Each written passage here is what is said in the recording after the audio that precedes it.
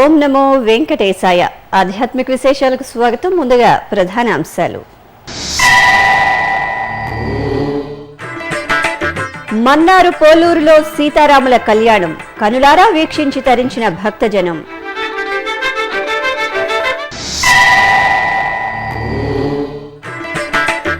తిరుపతిలో ఎస్వీబీసీ పాలక మండలి సమావేశం, పలు కీలక అంశాలపై మండలి చర్చ.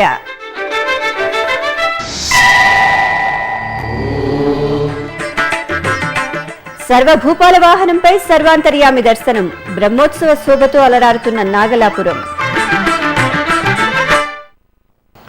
శ్రీ పొట్టి శ్రీరాములు నెల్లూరు జిల్లా సూళ్లూరుపేట మండలం మన్నారు పోలూరులోని పురాతన శ్రీ సత్య జాంబవతి సమేత అలగ మల్లారి కృష్ణస్వామివారి ఆలయంలో సీతారాముల కళ్యాణోత్సవం కమనీయంగా జరిగింది. ఇటీవల ఈ ఆలయాన్ని తిరుమల తిరుపతి దేవస్థానములలోకి విలీనం చేసిన సంగతి తెలిసిందే. ఈ నేపథ్యంలో జరిగిన సీతారాముల కళ్యాణోత్సవానికి TTD chairman doctor Chadalavada Krishnamurthy హాజరయ్యారు. ఆలయ ప్రాంగణంలోని శ్రీరామ మందిరంలో కళ్యాణోత్సవాన్ని వేదోక్తంగా నిర్వహించారు. సీతారాములను చూడముచ్చటగా కొలువుదీర్చిన అర్చకులు కంకణ ధారణ, యజ్ఞోపవీత ధారణ, పట్టు వస్త్ర సమర్పణ, తలంబరాలు వంటి కళ్యాణ ఘట్టాలను కన్నుల పండుగగా నిర్వహించారు. భక్తులు పెద్ద సంఖ్యలో తరలివచ్చి సీతారాముల కళ్యాణాన్ని వీక్షించి తరించారు.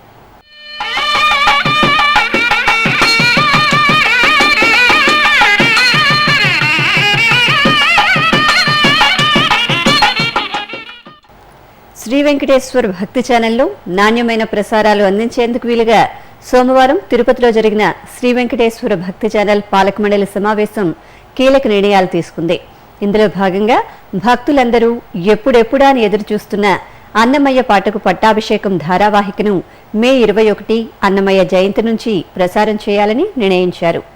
ఎస్వీబీసీ ప్రసారాల నాణ్యతను పెంచడంలో భాగంగా డిజిటలైజేషన్ ఆధునీకరణ ప్రక్రియకు సమావేశం ఆమోదం తెలిపింది.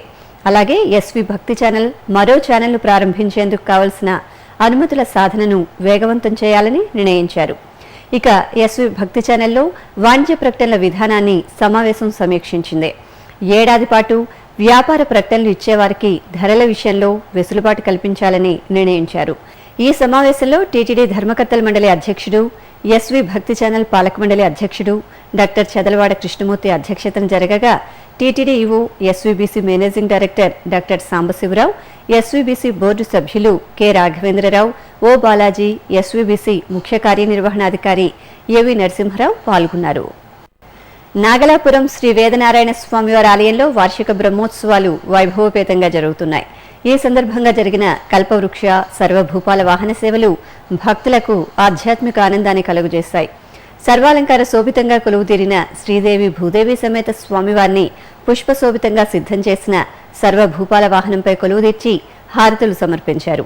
అనంతరం మేళతాళాలు, మంగళ వాయిద్యాల మధ్య స్వామి అమ్మవార్లు నయన మనోహరంగా తిరువీధుల్లో విహరించారు. అంతకుముందు స్వామివారికి కల్పవృక్ష వాహన సేవ కనుల పండుగగా సాగింది. పట్టు వస్త్రాలు, స్వర్ణాభరణాలతో వాహన సేవలో కనువిందు చేసిన మత్స్యావతారమూర్తిని సేవించిన భక్తజనం భక్తి ప్రపత్తులతో ప్రణమిల్లారు. సింహాచలం శ్రీ వరాహలక్ష్మీ నృసింహస్వామివారి వార్షిక కళ్యాణోత్సవాలు పుష్పయాగంతో వైభవంగా పూర్తయ్యాయి. ఉభయ దేవేర్లతో శ్రీ వరాహలక్ష్మీ నృసింహస్వామివారిని ప్రత్యేక వేదికపై కొలువుదీర్చిన అర్చకులు వివిధ ఉపచారాలు నిర్వహించారు. ఆపై స్వామి అమ్మవార్లకు గులాబీ, చామంతులు, మల్లెలు, కనకంబరాలు, సంపెంగలతో పుష్పయాగాన్ని ఆగముక్తంగా జరిపారు. పుష్పశోభితంగా దర్శనమిచ్చిన స్వామి అమ్మవార్లను దర్శించుకున్న భక్తజనం తరించారు. ఇప్పుడొక చిన్న విరామం.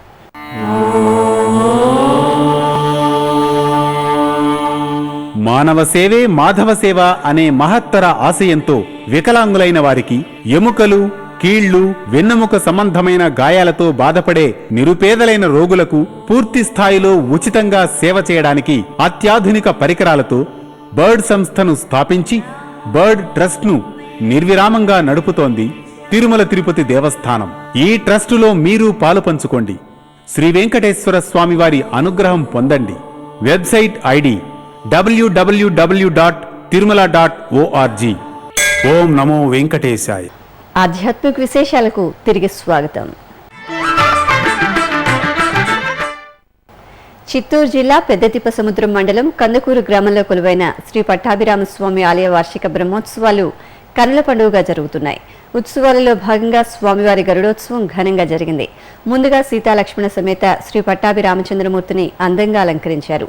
తరువాత పుష్పాలతో చక్కగా ఏర్పాటు చేసిన గరుడ వాహనంపై స్వామి అమ్మవార్లను కొలువుదీర్చి పురవీధుల్లో ఊరేగించారు. అధిక సంఖ్యలో భక్తులు స్వామివారిని గరుడ వాహనంపై దర్శించుకుని మంగళ నీరాజనాలు సమర్పించారు.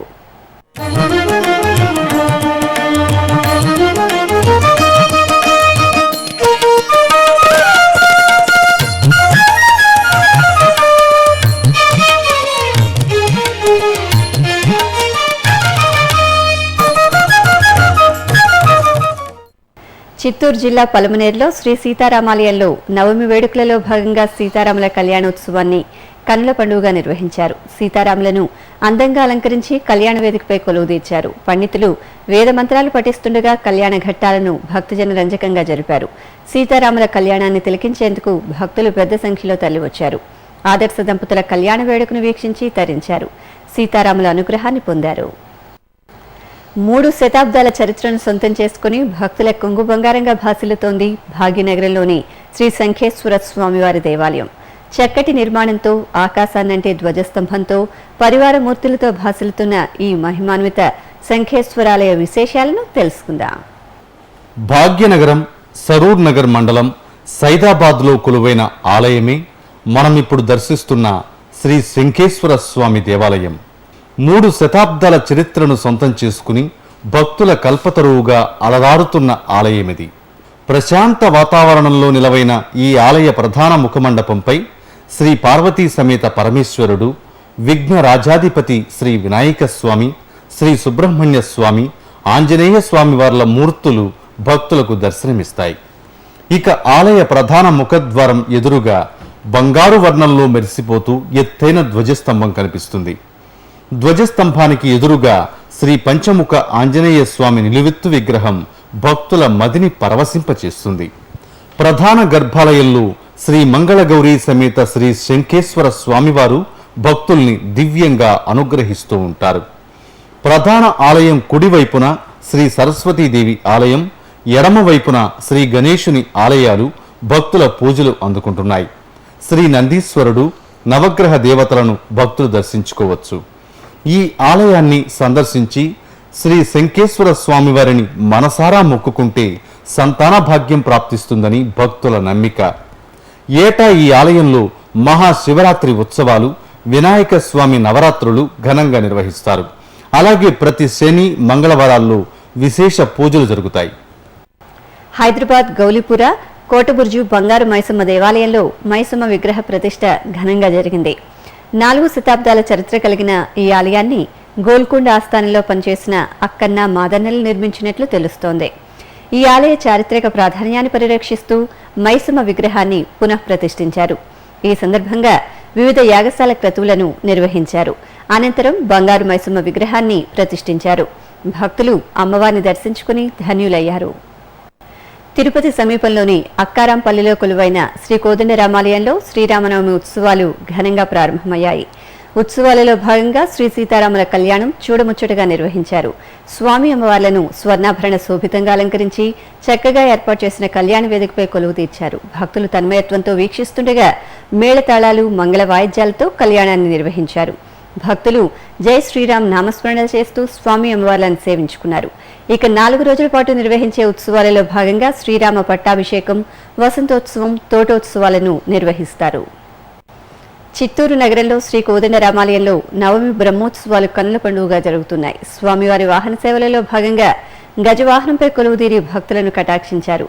సర్వాంగ సుందరంగా అలంకరించిన రాముల వారిని గజవాహనంపై ఆసీనులను చేశారు. అనంతరం పురవీధులలో వాహన సేవ భక్తుల కర్పూర నీరాజనాల మధ్యన సాగింది. అంతకుముందు రాత్రి స్వామివారు జగన్మోహిని అలంకారంలో దర్శనమిచ్చారు.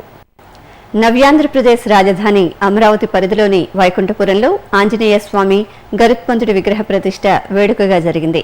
నిలువెత్తు ఆంజనేయ స్వామి, గరుత్మంతుడి విగ్రహాలు భక్తుల ప్రణామాలు అందుకుంటున్నాయి. దాసభక్తికి ప్రతీకలైన ఆంజనేయ స్వామి, వైనతేయుడిని ఒకే చోట ప్రతిష్ఠించడంతో భక్తులు పరవశులవుతున్నారు. వైకుంఠపురం సోపాన మార్గంలో ప్రయాణించే భక్తులు ఈ విగ్రహాలను దర్శించుకుని తరిస్తున్నారు. సంకష్టహర చతుర్థిని పురస్కరించుకుని పలు ప్రసిద్ధ ఆలయాలలో ప్రత్యేక పూజలు ఘనంగా నిర్వహించారు. బొజ్జ గణపయ్యకు అభిషేకాలు నిర్వహించి ధూపదీప నైవేద్యాలు సమర్పించారు. ఆదిలాబాద్ జిల్లా వినాయక మందిరంలో సంకష్టహర చతుర్థి ఉత్సవాన్ని కమనీయంగా జరిపారు. గరిక, ఎర్రటి పూలు, బిల్వ పత్రాలతో ప్రత్యేక పూజలు చేశారు. తరువాత పాలు, పెరుగు, తేనె, పసుపు, చందనం తదితర సుగంధ ద్రవ్యాలతో అభిషేకం జరిపారు. ఆపై స్వామివారికి 21 రకాల మధుర పదార్థాలను నైవేద్యంగా సమర్పించి భక్తులకు తీర్థప్రసాదాలు అందించారు. భక్తులు ఉపవాస దీక్షతో చంద్రుని దర్శించుకుని దీక్ష విరమించారు. బళ్ళారి నగరంలోని శ్రీ వరసిద్ధి వినాయక స్వామివారి ఆలయంలో సంకష్టహర చతుర్థి పూజలు వేడుకగా నిర్వహించారు. స్వామివారిని రుద్రాక్ష, పూలు, చామంతులు, పట్టు వస్త్రాలతో సర్వాంగ సుందరంగా అలంకరించారు. ప్రత్యేక పూజలు జరిపాక ధూపదీప నైవేద్యాలు సమర్పించారు. భక్తులు గణనాథుని దర్శించుకుని తరించారు. కడప నగరం మోచంపేటలోని శ్రీ అహోబిల మఠంలో స్వాతి నక్షత్రం సందర్భంగా వివిధ హోమాలను నిర్వహించారు. తొలుత కలశ ప్రతిష్ఠ, కలశ పూజ, హోమగుండ పూజలు నిర్వహించారు. అనంతరం సుదర్శన హోమం, ధన్వంతరి హోమం, హయగ్రీవ హోమం, నృసింహ హోమం జరిపారు. ఆపై నవకలశాలతో స్వామివారికి అభిషేకం జరిపారు. సమీప ప్రాంతాల నుంచి భక్తులు విశేష సంఖ్యలో తరలివచ్చారు. తదుపరి మహాపూర్ణాహుతి నిర్వహించారు.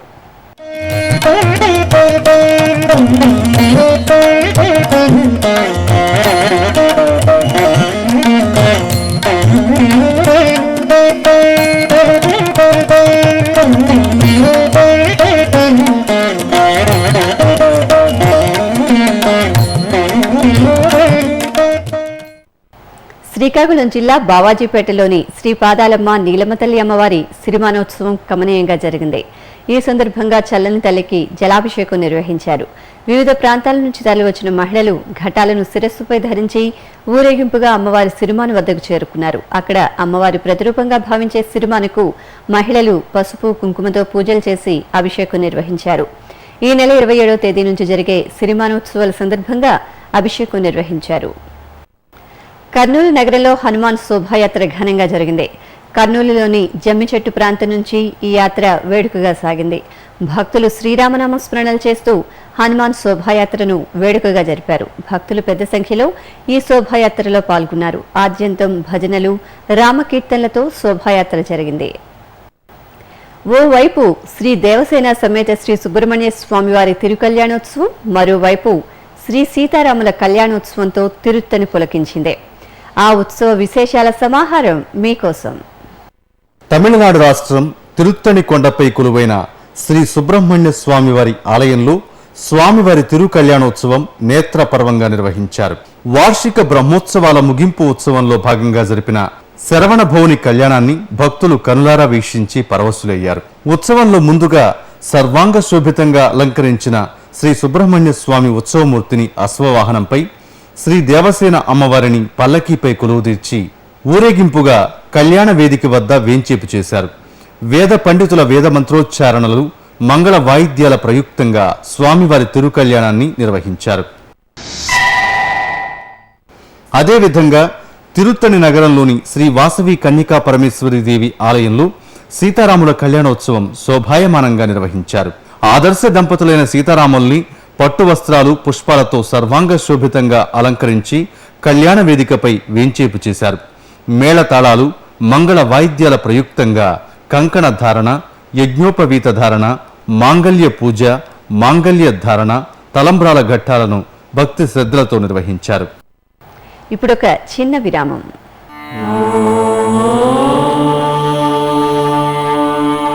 వందే గోమాతరం. గోవుతో మానవ జీవన వ్యవస్థకున్న అనుబంధం విడదీయరానిది.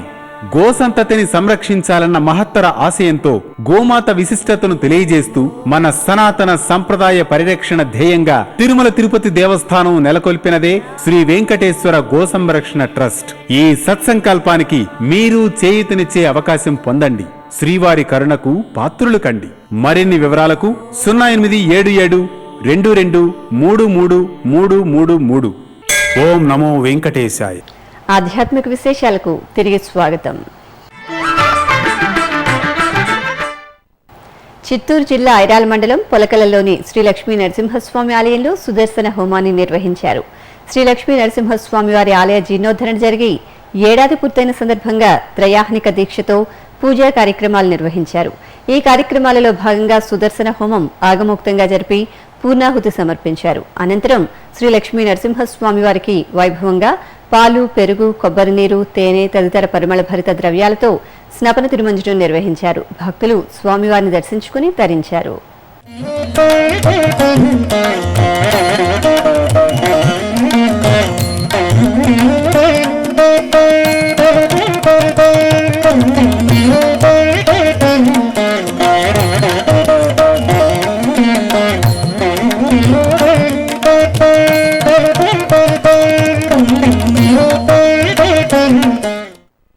మెదక్ జిల్లా కాడుపల్లిలోని సీతారామచంద్ర స్వామి వారి ఆలయ వార్షికోత్సవాలు ఘనంగా జరిగాయి. ఈ సందర్భంగా స్వామి అమ్మవార్లకు పంచామృతాభిషేకాన్ని నిర్వహించారు. అనంతరం తులసి దళాలతో అర్చించి పట్టాభిషేక కార్యక్రమాన్ని వేడుకగా జరిపారు. భక్తులు పెద్ద ఎత్తున తరలివచ్చి సింహాసనంపై ఆసీనులైన సీతారాములను దర్శించుకుని తరించారు. వివిధ ప్రాంతాలలో జరుగుతున్న సాంస్కృతిక కార్యక్రమాల సమాహారం కళా నీరాజనంలో వీక్షిద్దాం.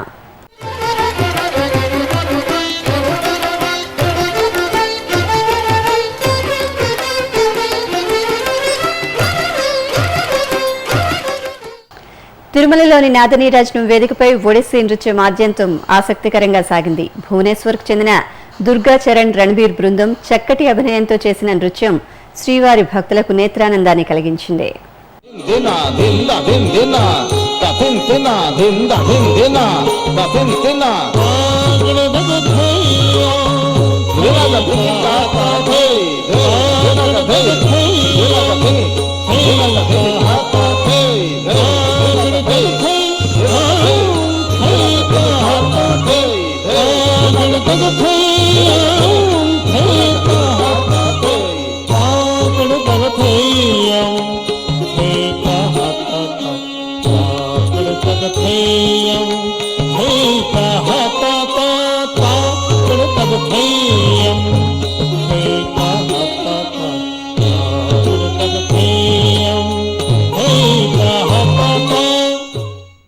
హైదరాబాద్ చిక్కడపల్లిలోని త్యాగరాయ గానసభలో జరిగిన కూచిపూడి నాట్య ప్రదర్శన ఆహుతులను అలరించింది. శ్రీ మహావిష్ణువు లీలా వినోదం, దశావతార నృత్య రూపకాన్ని కళాకారులు అభినయించిన తీరు అందరినీ ఆకట్టుకుంది. ఆధ్యాత్మిక విశేషాలు ఇంతటితో సమాప్తం. తిరిగి మధ్యాహ్నం 1 గంటకు ప్రసారమయ్యే ఆధ్యాత్మిక విశేషాల్లో కలుసుకుందాం. ఓం నమో వెంకటేశాయ.